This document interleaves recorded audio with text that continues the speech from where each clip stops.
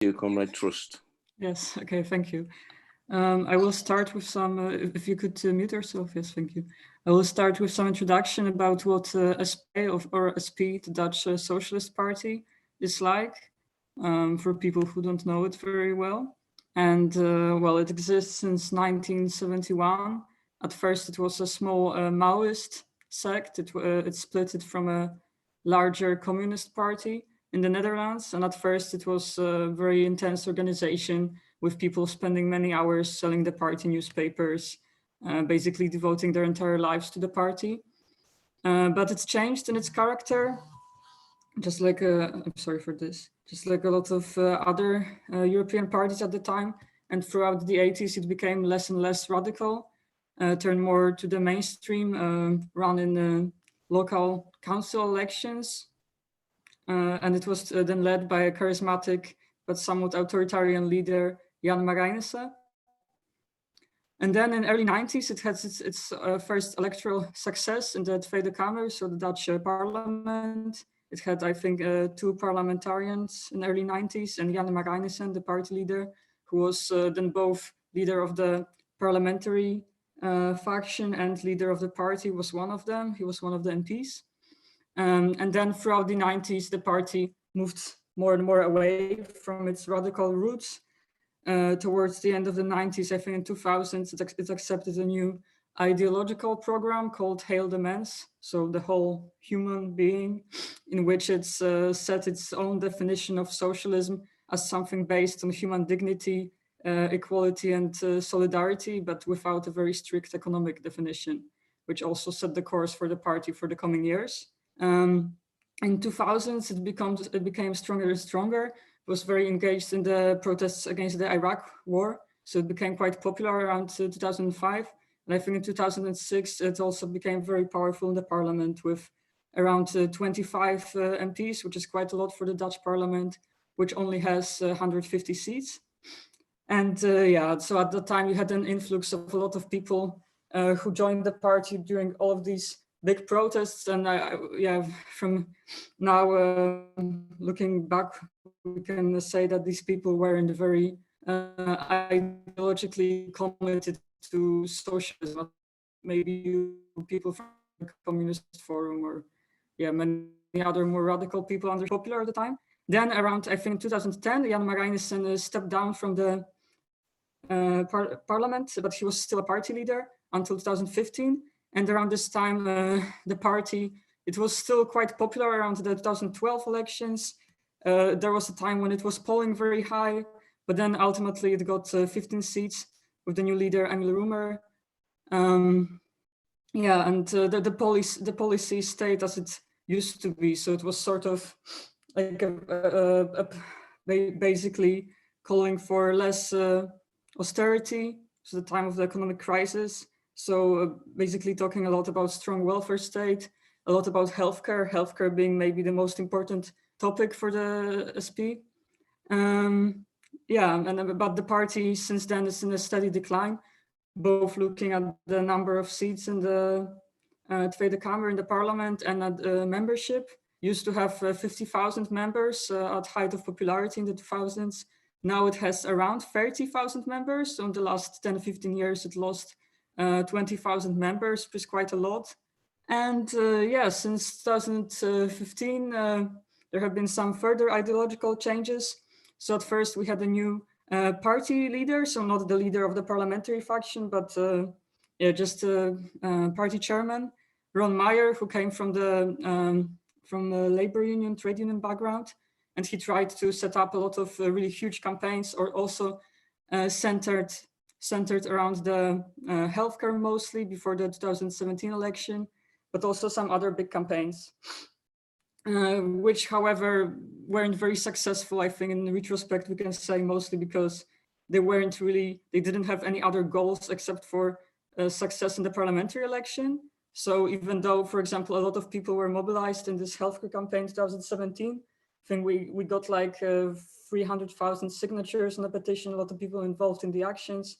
It basically didn't, well, there were no plans what we do after we ultimately don't get that many seats in the election. We can't really reform Dutch healthcare, because the main idea was to create a national health service, a little bit like in the UK, whereas now healthcare in the Netherlands is in a weird way privatized with a lot of private insurance companies, which of course is very inefficient.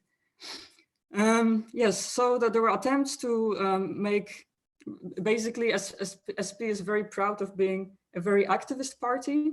And I joined the party around that time in 2015.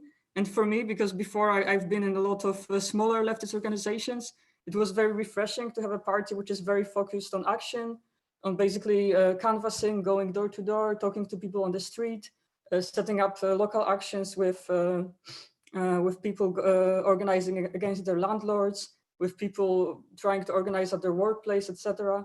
So it can be quite impressive, the whole organizational ethic of the party. However, at the same time, the discussion about the direction of the party has been somewhat discouraged. So yeah, so for example, for me personally, as a new member, it was so inspiring to see how many people are disciplined and take part in all these actions that at first I wasn't very critical about it. And I knew that some people within the party were quite Marxist because I knew them personally. However, yeah, you could observe that, and that will be important for our story further on, that there wasn't much possibility for open discussion about where the party is going ideologically. Of course, there were some debates. So, for example, in the last few years, there was a very important debate on the refugee standpoint of the party. There was a group within the party who wanted basically our policy on refugee, how do you call it in English? Refugee centers. Basically, official line was that they should be at first hosted by the countries where they're coming from outside of Europe, whereas the group within the party which opposed it wanted to basically bring the refugees to Europe and then help them once they get here. And there was a huge debate around it. However, it wasn't really organized for the official structures. People had to, something very important for the organization of the SP is that traditionally all the discussion is divided into local branches of the parties, and it's very discouraged to talk to each other across these branches outside of the so-called regional conferences, which throughout the years that I could notice that people don't treat them very seriously, and they don't really lead to very important decisions, or they don't have much influence on what happens later. So that's also why people don't treat them seriously. And there's also, of course, the party congress, where all the speakers other than the party top get very little time to speak, and the voting process is also very undemocratic. I think Emil will talk about it later, using the example of the most recent congress. So there was this debate on the refugee issue, and basically what the party did to deal with it was to send the MP who was responsible for the topic to different branches, and then to talk to people within these branches about explaining the official party line. There wasn't really any other consequence. So that there was a lot of these people were quite unhappy that their point, that their opinion wasn't being heard within the party. Oh yeah, and so Jan Marijnissen stepped down as the party chairman in 2015, and in 2017 his daughter Lilian Marijnissen was chosen as the new leader of the parliamentary faction. Of course, it was a bit funny for a lot of people in the Netherlands, and also a lot of people within the party were critical of it, that she's from the same family, and you could sort of see, looking at her political CV, that she became a local council member when she was 16, then she went to study political science, then she worked for the same trade union as Ron Meyer, or another party chairman. So you could see that her whole life was sort of shaped by the SP. So that was my main criticism, and also she only became a member of parliament also in 2017. So basically she has been a member for a couple of months, and then she was already elected to become the leader of the parliamentary faction, which is she became sort of the face of the party in the media. That's how it works in the Netherlands. So she didn't have that much experience, except for her earlier work in the trade union. Sorry? Okay. And yeah, so a lot of people, and also she knew that the former leader of the parliamentary faction, Emil Roemer, will step down months in advance, so she could sort of prepare, whereas some of the other MPs were only informed like 3 days before he stepped down. So in general, there was this feeling of unfairness from some people within the party, but and yeah, there was really no way to criticize it because she was chosen by the other MPs.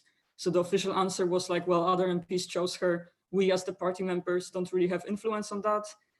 But the fact is that she became the face of the party in the media. And recently, okay, so first a couple of words about the Dutch government. So to be a part of the government in the Netherlands, you basically always have to be in a coalition. It's not like in the UK where very often just one party wins the elections from the government. No, because we have so many parties, there's no electoral threshold. A lot of small parties also on the left. There are like 3 or 4 parties which could be considered left-wing in the parliament to varying degrees. You basically have to form a coalition with other parties in order to form a government. And the SP was always quite critical of that, especially we always said that we'll never form a coalition with VVD, which is the current biggest party. It's like a center right-wing, quite neoliberal party with the current Prime Minister, Mark Rutte. And the SP always said, yeah, we'll never form a government with VVD because basically they're the party responsible for the austerity, for all the budget cuts in welfare, for all the neoliberal policies supporting huge corporations, etc. So there's no way that we can form a government with them and still support our socialist principles. Well, even these lightly socialist standpoints that SP has. However, and it has to be said that this stance has been criticized by a lot of people because in Netherlands, even some people say that you can't form a government without VVD because they always get a lot of votes. They have formed, I think, in the recent years, all the governments were formed with them. So it seems very unrealistic to say that, oh, we want to be in the government, but without VVD. But yeah. And recently, I think in May or June, Lilian Marijnissen said in a TV interview that she doesn't, how do you say it? She doesn't exclude the possibility of forming a government with VVD. So obviously that was very surprising for a lot of people within the SP. Yeah, because she was saying, okay, so now our party is considering to form a government with this neoliberal party, which is everything we stand against, basically. The only parties worse for that would be the even more right-wing parties, which in addition to being neoliberal also hate immigrants, hate Muslims, etc. But VVD at least is a little bit more tolerant, but still it's a very capitalist neoliberal party. And okay, and now the events which are most interesting for tonight, for today. This interview of Lilian Marijnissen was not consulted in any way with the rest of the party, or at least not that we, so the active ordinary members, would have known. And especially in the youth wing of the party, ROOD, which means red, it has met with a lot of yeah, people were very surprised by this in a bad way. And in June, we had a meeting of all ROOD members and ALV. It's the general meeting of all the members. We're voting also on some new members of the board of the youth wing. And one of the members of the youth wing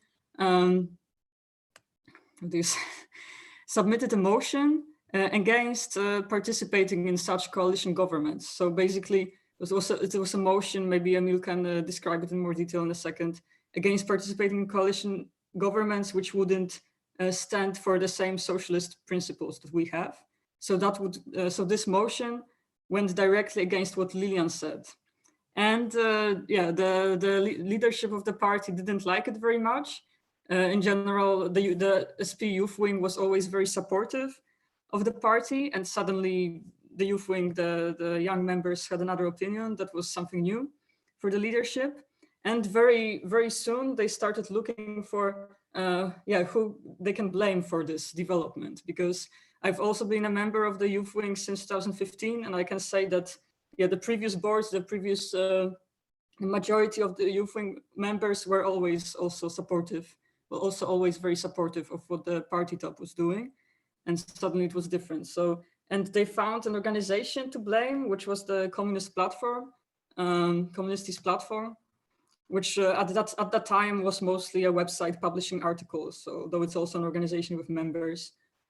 And yeah, basically the party leadership blamed CP, Communist Platform, for infiltrating ROOD, the youth wing, and for sending this motion, getting this motion also voted through, because they claimed that CP members derailed that meeting by talking over other people, etc., which is difficult to confirm, obviously, for most people in the party who weren't present.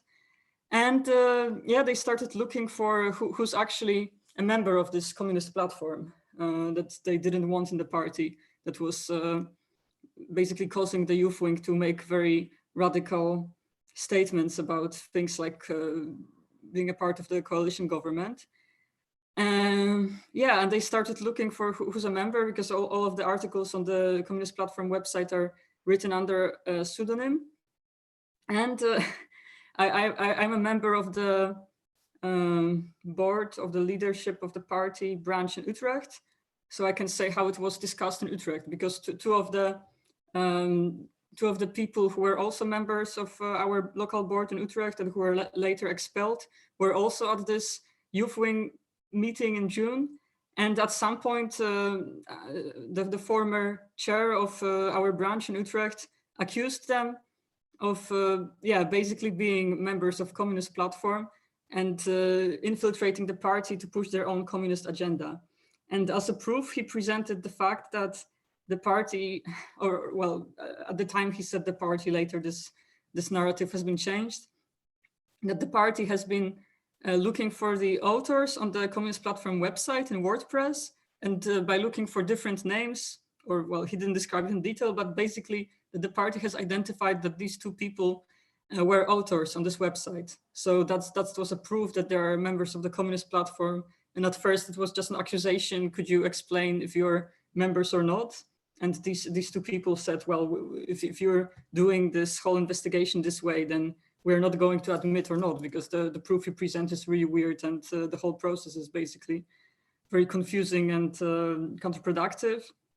But yeah, so there was an accusation of that. And also something I'm supposed to mention is that meanwhile, Communist Platform has kickstarted a new, made an attempt to create a Marxist faction within the party called the Marxistis Forum, the Marxist Forum.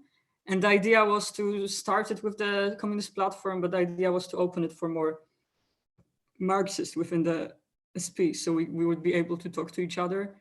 And also sort of something, let's say in the background of all of this that we're all preparing for is an ideological congress this year, at the end of this year, or maybe early next year. And at that congress, very likely we're going to write a new ideological program of the party. So remember this program from 2000, which formulated a very vague definition of socialism and what we want to achieve. Basically, now is the time to discuss with all the people within the party which direction we're going. And if you want to move to a more radical anti-capitalist direction, now would be a good time to talk about that, to talk about Marxism, etc. But also, I think it's that's why the party top is trying to basically make sure that everything is peaceful and well organized within the party, well, in their opinion, before we start talking about these ideological issues. Oh, and also we have parliamentary election in March, so that's another thing that's happening. And now I think Emil will talk a little bit about, because Emil is one of the 6 members who were expelled in the last few months. He's not a member of Youth Wing anymore, although the most expelled members were, but he will tell you more about what happened with the expulsion of these members. Thank you. Then, if you are leaving the leadership of the Socialist Party, I'm actually a puppet master that is orchestrating all of this. I'm picking up the timeline. Agata was talking about from the hacks, the hacking of the website onwards, and the founding of Marxist Forum. So in October, without any kind of announcement, I myself and 4 others at the time got their expulsion letter, shortly followed by number 6, which was the candidate for the chair for ROOD, which is Olaf Kemering. So these, just to be clear, there are 2 comrades that were expelled because of being a member of Communistische Platform. And while they were expelled, they already were candidates for the ROOD general election, for the election of the board of the leadership. So after they were expelled, the Socialist Party leadership then, well, put on the pressure of the then existing leadership of ROOD to annul the candidacy of these 2 people, of Robin and of Olaf. And well, they weren't annulled, they weren't cancelled.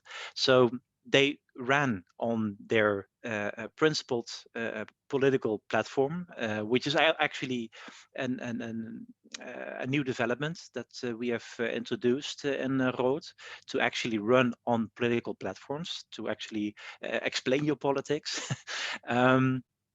And on these, well, there were some counter candidacies, but the platform had 3 candidates that we well, that Olaf and Agata, Olaf and Robin ran on. So Arina is a 3rd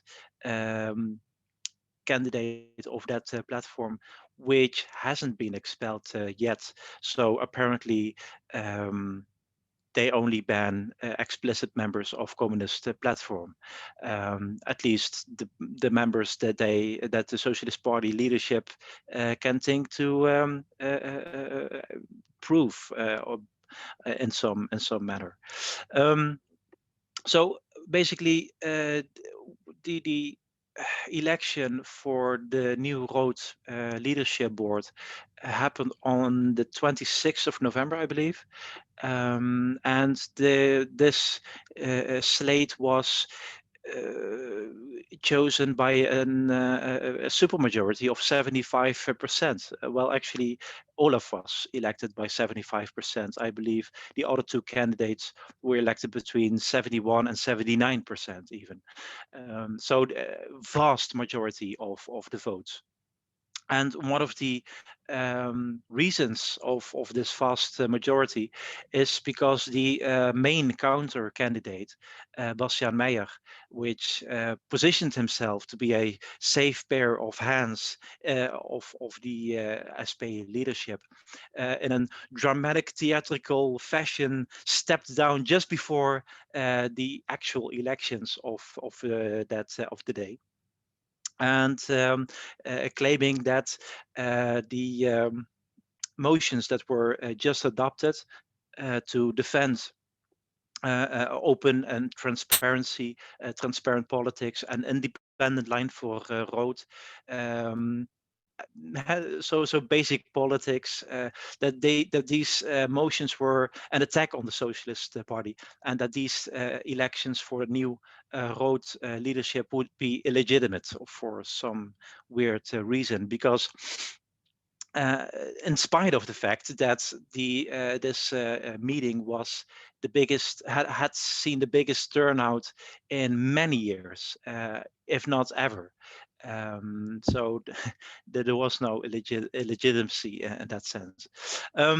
So just 2 days after, actually, after this election, the as Socialist Party leadership immediately went on the attack, and they just froze all funds and any facilities that ROOD were using, without any serious discussion about it. So the just elected chair, Olaf Kemering, just went to the headquarters in the Moed in Amersfoort. And within 10 minutes, he was sent away.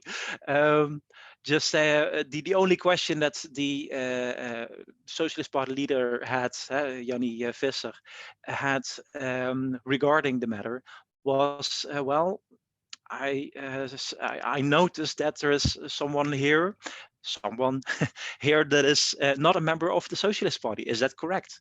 And after insisting several times on that question, well, yeah, he's no longer a member of the Socialist Party, sure.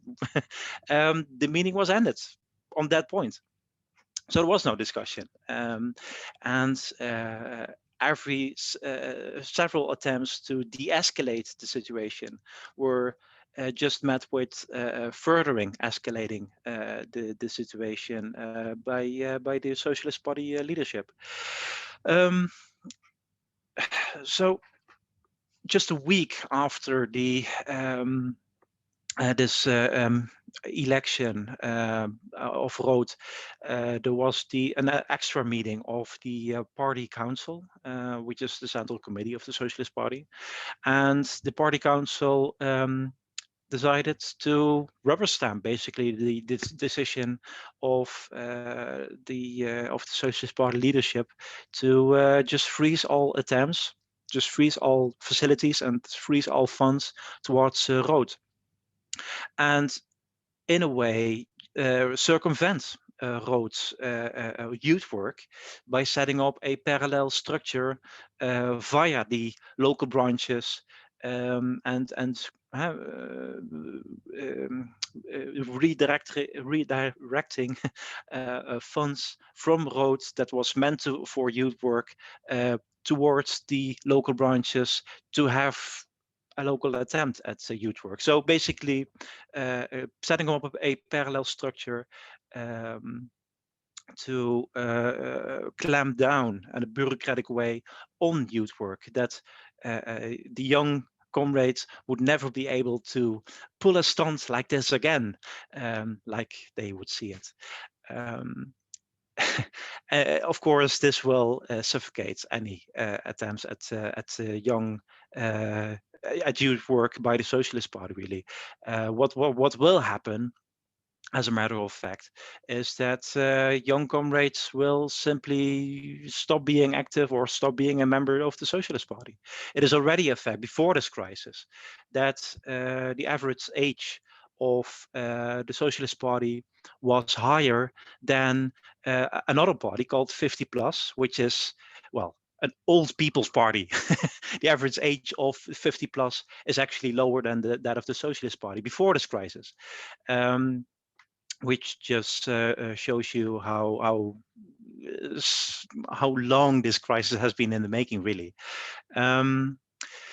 So moving on, on the 12th of December, I also wrote on this in my piece this week in this week's weekly worker, by the way. So read that if you haven't already. But on the 12th of December, there was the 25th Congress of the Socialist Party, which was basically a big rubber stamp for in preparing for the elections in March. And there were a few things that were noticeable. Besides the usual that discussion doesn't really happen at events like these, they're completely clamped down from above, especially via. I mean, these meetings happen via Zoom, like this meeting as well. Basically, if you take a little bit longer then you're allotted 2 minutes to make your contribution, then you'll just be cut off. I mean, that's how it happens. Anyway, so there were a few noticeable things that happened at this Congress. While the motions in defending Communist Party being a part of the Socialist Party, political transparency, the right to form factions, stuff like that, they failed. I mean, they didn't receive a majority, but they did receive a big minority, between 30 and 40% in some cases. So this is, I think, this is hopeful. This shows the basis on which to build for further developments in the party, via, for example, Marxist Forum, to prepare for the Congress later this year, the Ideological Congress Agata was talking about, to build towards that, to build a majority for principled Marxist politics. And the second main thing that was noteworthy is that the established politics really saw a big protest vote. I mean, the program as a whole saw the biggest protest vote, I think, ever. It saw 20% voting of the Congress voting against it, which has never happened. Lilian Marijnissen, which saw the fewest votes of all the candidates on this Congress, which has never happened. So there's a lot of discontent in the party, and what needs to happen right now, I think, is that we need to organize this discontent via channels like Marxist Forum towards productive politics, because many people are now leaving the party in droves, mainly from the left wing right now. Some branches are simply ceasing to exist, basically, because all the active members have left.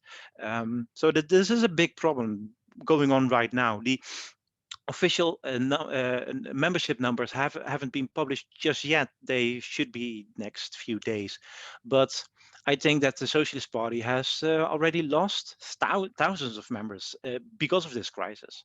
It is quite obvious if you extrapolate the crisis here, the crisis there, all over the country. Then just one other thing before moving on towards developments in the future. There was this appeals commission, which we of course, as expelled members, appealed against that decision, and we had that appeal. We had the hearing on the 18th of December, now a month ago, and the report, there was no report, but we were, let me just look that up just to make it correct. I had the decision from the appeals commission on the 6th of January, and basically they copy pasted everything that the party leadership has said. So I damaged the party. Communist Platform is a subversive organization on to destroy the Socialist Party, blah, blah, blah. And of course, it is a party in its own right, which is important to make that conclusion, because of the Socialist Party constitution, you may not be a member of a different political party. So all of that was just copy pasted from the Socialist Party leadership, and is going to be rubber stamped on the party council meeting that will happen at the end of February. So looking forward, especially regarding the elections coming up in just a few weeks. I mean, they will happen on the 17th of March, and I believe they're spread out over 3 days because of COVID. But the Socialist Party is already in the polls set to lose, have been in the polls set to lose for a long time now. So this is directly linked to this crisis. But they currently have 14 seats in parliament, and they are set right now to 9, maybe 10 in some polls. And it wouldn't surprise me if they were set to get towards 5, maybe 6 seats in parliament because during the elections itself. What will happen, we'll have to see, of course, but they will be a loss again. And I think it is obvious that the left wing in the party, because of this crisis that the SP leadership has caused itself, they'll be getting the blame of this. Has the many active members in the party, and there aren't that many really. I mean, the party has about 30,000 members, but only a small fraction is active in any way. So maybe 1,000, maybe 1,200 people are active, participating in anything that the party does. So if from this small group of people, hundreds are going to leave, or you expel 100 or 150 young comrades because they're voted for the wrong candidate during their election.